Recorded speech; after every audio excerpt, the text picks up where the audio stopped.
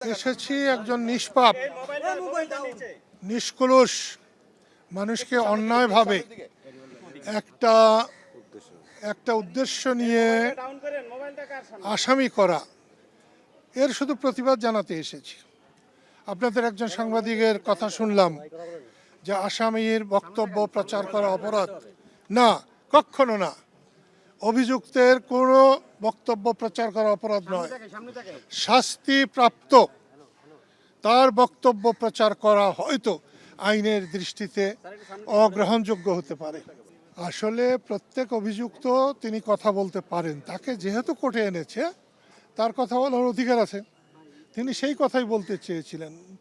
গত রাতে তাকে ডিবি অফিসে নিয়ে যাওয়া হয়েছে। আমি তাদের যে সুন্দর ব্যবহার দেখছি, এখানে তার বিপরীত একেবারে অসুন্দর ব্যবহার।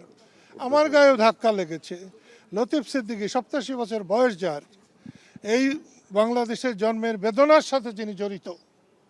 ঠিক আছে, আমি মুক্তিযুদ্ধে একটা বিরাট সুনাম অর্জন করেছিলাম, কিন্তু তারও সূচনা করেছিলেন এই লতিফ সিদ্দিকী। লতিফ সিদ্দিকী না হলে আমি একজন রিক্সা চালক হতাম অথবা গরুর রাখাল হতাম। আমি মনে করি সম্মানী ব্যক্তিদের সম্মান দেওয়া উচিত।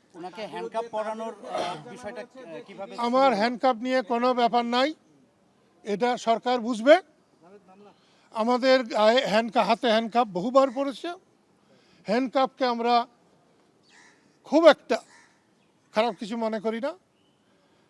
বিবাহের সময় মেয়ের হাতের চুড়ি যেমন দেওয়া হয়, আমরা ওরকমই মনে করি। আপনার ভাইয়ের বিরুদ্ধে মূল অভিযোগটা কি? হ্যাঁ, আমি এই কথাটা স্পষ্ট করেই বলবো। মানুষ বাঁচে কদিন? ওনার 87 হয়ে গেছে, আমার 80 হয়ে গেছে। এখন যদি উনি কোনো অপরাধের দায়ে, যে অপরাধটা করেন নাই, তার ফাঁসি হয়, আমরা সাদরে গ্রহণ করব, কারণ আল্লাহ তাআলা তাকে তখন মুক্তি দেবেন, আল্লাহ নিজেই বলেছেন। উনি নিজেই তার ফাঁসি চাচ্ছিলেন, এটা কি হ্যাঁ, বলেন? উনি যেটা বলছিলেন এই কথাটাই আমি যে কথাটা বললাম, যে বিনা অপরাধে যদি তার ফাঁসি হয়, তাহলে তো দুনিয়ায় যে ভুল ত্রুটি করেছেন সেগুলোর থেকে তিনি মাপ পাবেন, এবং আমরাও সেটা চাই। ওনার বিরুদ্ধে মূল অভিযোগটা কি আপনারা কি জানতে আমি পেরেছেন? নিজেই বুঝতে পারলাম না। ওনার বিরুদ্ধে অভিযোগ শাপলা চত্বরের গণহত্যার একজন, কি বলবো,